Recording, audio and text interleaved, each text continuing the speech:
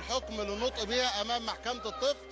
واحنا النهارده انا قدمت طلب الى محكمة الطفل، طلبت فيه فتح باب المرافعة، وهدفي من فتح باب المرافعة ان انا بشكك في عمر المتهم الاول محمود محمد كزبر، لان محمود محمد كزبر عندنا في بورسعيد معروف ان هو سنه اكبر من كده بشهادة شهود، وهيبقى بتحريات مباحث وعن طريق الطب الشرعي.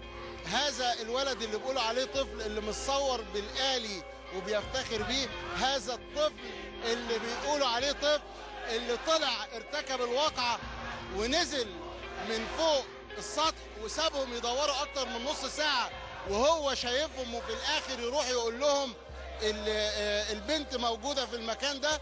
هذا الشخص لا يستحق ان يحاكم امام محكمة الطفل، يستحق ان يحاكم امام قضية طبيعي امام محكمة الجنايات. انا بعد شرح الطلب الى المحكمة في المداولة، المحكمة الحمد لله ابدت استعدادها لتحقيقه واستجابت واجلت القضية ليوم 26/1/2014 للمداولة في الطلب والاطلاع، وان شاء الله يعني نتفائل بأن يصدر حكم بعدم اختصاص محكمة الطفل وباختصاص محكمة الجنايات وإحالة القضية إلى محكمة الجنايات، وهنا يكون القصاص العادل وهو أشد عقوبة لتستطيع المحكمة أن توقعه على المتهم، وهو الإعدام إن شاء الله.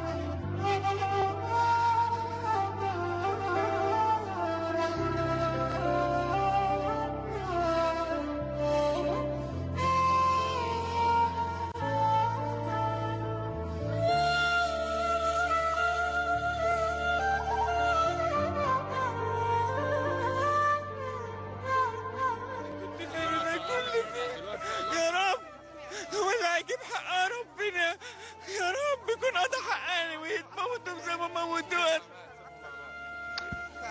عملت ايه دي؟ شوفي الجمال، جمال.